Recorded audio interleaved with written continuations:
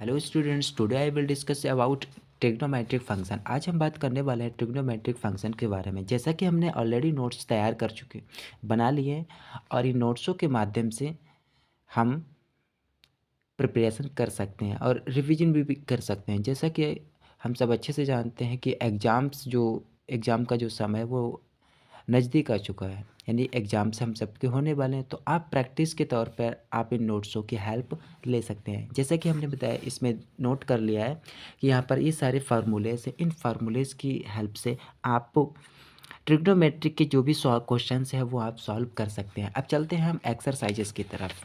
जैसे जैसा कि हमें पता है, ये जो टॉपिक है ट्रिग्नोमेट्रिक फंक्शन का, और ये जो नोट्स बने हुए, ये जो नोट्स हैं वो सारे सीबीएसई वर्ड्स के हैं।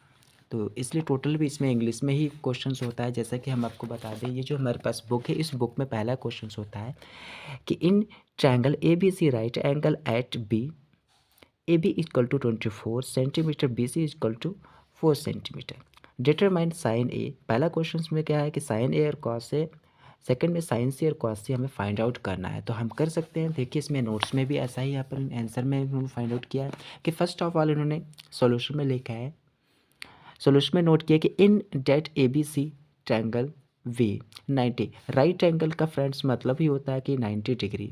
एंड हमने यहाँ पर ट्रायंगल एक ड्रॉ कर लिया है। ट्रायंगल ड्रॉ करने के बाद इसका 90 डिग्री का एंगल बना लिया है। 90 डिग्री का एंगल, जैसा कि हम जानते हैं कि ये बेस होता है, ये परपेंडिकुलर और ये हाइपोटेनस होता है। जो भी हमारी चीज़ें गिवन हुई हैं, जैसे A be given, note down कर लिया। नेक्स्ट, हमें फंक्शन को फाइंड आउट करने के लिए, चीज़ों को फाइंड आउट करने के लिए साइन ए और कॉस ए फाइंड आउट करना है।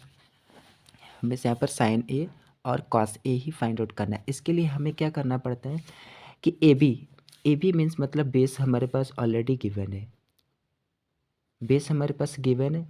और B C means perpendicular already given है। जैसे कि हमें साइन और कॉस के फंक्शनों को फाइंड आउट करने के लिए हाइपोटेनस की भी रिक्वायरमेंट होती है। तो हम क्या करते हैं कि by using Pythagoras theorem, theorem का हम यूज करके हाइपोटेनस फाइंड आउट कर सकते हैं। पाइथागोरस थ्योरम कहती है कि हाइपोटेनस का square equal to B square plus P square, यानी बी स्क्वायर मतलब बेस का स्क्वायर प्लस परपेंडिकुलर यानी 7 का स्क्वायर। इनका हम स्क्वायर करेंगे तो 576 प्लस 49 होते हैं। फिर 625, ये 625 दोनों को ऐड कर सकते हैं। 625 ये स्क्वायर इस साइड में इक्वल के दूसरी साइड में जाएगा तो ये अंडर रूट स्क्वायर हो जाएगा, अंडर रूट स्क्वायर।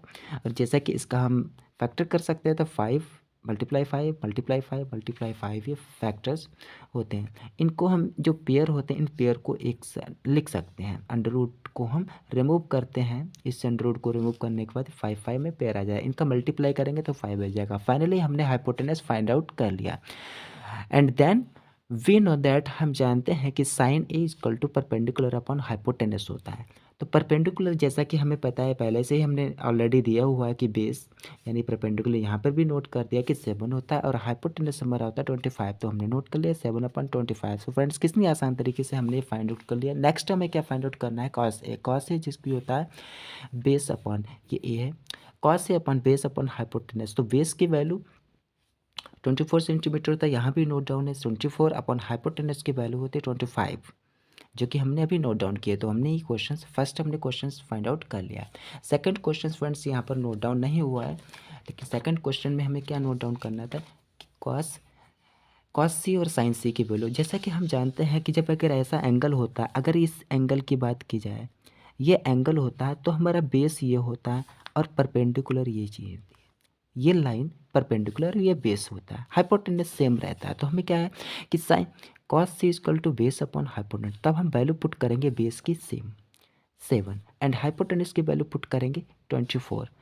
तो 7/24 हो जाएगा, कॉस सी की वैल्यू हो जाएगी 7/25। एंड नेक्स्ट हमें साइन सी वैल्यू फाइंड आउट करना है। साइन सी होता है perpendicular upon hypotenuse, perpendicular this values and hypotenuse 25। तो फाइनली हम फाइंड आउट कर सकते हैं साइन सी और कॉस सी की वैल्यू फाइंड आउट करते हैं। अब चलते हैं क्वेश्चन 2 की तरफ। क्वेश्चन 2 में हमें फाइंड आउट करना है ऐसे। क्वेश्चन 2 में भी सेम ऐसा ही क्वेश्चन 2 है, तो आप बुक में भी देख सकते हैं। इसमें हमें फाइनली फाइंड आउट करना है कॉट पी माइनस का tan P minus cot R. तो इसमें हमें करने के लिए सबसे पहले फाइनली यहाँ पर ऐसे नोट डाउन है कि इस क्वेश्चन को इस क्वेश्चन में हमें फिगर बना हुआ है ऑलरेडी। इस फिगर में यहाँ पर 1 मिनट, फिगर यहाँ पर नहीं बनाया हुआ है, ठीक है।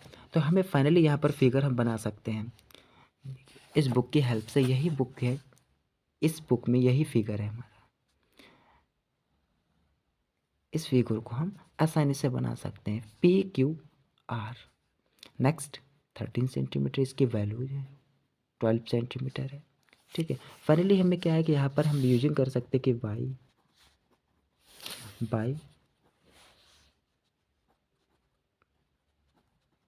Pythagoras, by Pythagoras theorem. हम पाइथागोरस थ्योरम द्वारा कैसे फाइंड आउट कर सकते हैं कि बेस फाइंड आउट कर सकते हैं कि हाइपोटेनस, जैसा कि हम जानते हैं कि पाइथागोरस प्रमेय बताती है कि हाइपोटेनस का square is equal to base square plus perpendicular का स्क्वायर। तो हाइपोटेनस स्क्वायर हमें बेस फाइंड आउट करना है, परपेंडिकुलर पी हमारा इस साइड में जाएगा, इक्वल के दूसरी साइड में जब जाते हैं, ले जाते हैं किसी भी चीज़ को, जो भी वैल्यूज हैं, तो उनका प्लस जो साइन होता है वो माइनस होता है, मतलब साइन चेंज हो जाते हैं। जो प्लस होता है वो माइनस हो जाता है और जो माइनस होता है वो प्लस हो जाता है। जैसा कि यहाँ पर प्लस है तो दूसरी साइड में ले जाएंगे माइनस हो जाएगा, ऑलरेडी बी यहीं पर नोट डाउन करते हैं। तो हाइपोटेनस का वैल्यूज 30 का स्क्वायर माइनस पी मतलब परपेंडिकुलर 12 का square, B equal to base का स्क्वायर। तो फाइनली 13 का स्क्वायर 169 माइनस 144 माइनस बेस का स्क्वायर, सब्ट्रैक्शन करेंगे 25 बी का स्क्वायर 20 का स्क्वायर। इस साइड में हमने नोट कर लिया बी, ये जो स्क्वायर होता है दूसरी साइड में जाता है तो ये रूट चढ़ जाता है, तो रूट का हम बाहर से नोट करेंगे, इसका 25 का रूट 5 होता है। Finally 10p minus cot R, 10p minus cot R. जैसा कि हम जानते हैं कि 10p की वैल्यू होती है परपेंडिकुलर अपॉन बेस, और बी कॉट आर मतलब base upon P, base upon P. तो हमें ऐसे पता है कि परपेंडिकुलर का मतलब है कि यहाँ पर 12 है, 10p की जब हम 10p वाला ये वाला एंगल होता है ये, तो परपेंडिकुलर जो होता है वो क्यू आर की वैल्यू, इनकी बेस ये हो जाएगा। परपेंडिकुलर जो होता है बेस परपेंडिकुलर ये हो जाएगा। जब एंगल इसकी बात करते हैं तब तो 10p है, तो परपेंडिकुलर हमारा क्यू आर की वैल्यू यानी कि बेस इक्वल टू 5 होगा, और ये बेस परपेंडिकुलर इक्वल टू 5, और बेस हमारा हो जाएगा 12 माइनस का सेम आर की बात करते हैं। ये एंगल, इन दोनों एंगल में से कोई एक एंगल होता है तो हमारा ये बेस होता है और यही परपेंडिकुलर होता है, तो बेस इक्वल टू यहाँ पर 5 हो जाएगा। फ्रेंड्स ये रॉन्ग लिखा हुआ है, यहाँ पर 5 हो जाएगा और परपेंडिकुलर यानी 12 हो जाएगा। दोनों को वैल्यू सेम है, सब्ट्रैक्शन करेंगे तो 0 हो जाएगी। तो कितने आसान तरीके से फ्रेंड्स हम ये फाइंड आउट कर सकते हैं। नेक्स्ट जो क्वेश्चन है वो हम नेक्स्ट टॉपिक में बताएंगे नेक्स्ट वीडियो में। सो प्लीज़ फ्रेंड्स आप वीडियोस को मेरे लाइक सब्सक्राइब और शेयर करना ना भूलिएगा। ऐसे ही हम और भी जो टॉपिक हैं सीबीएसई बोर्ड में मैथमेटिक्स के, वो और भी टॉपिक्स हम शेयर कर दिया करेंगे। सो प्लीज़ आप वीडियो को लाइक और सब्सक्राइब जरूर कीजिए।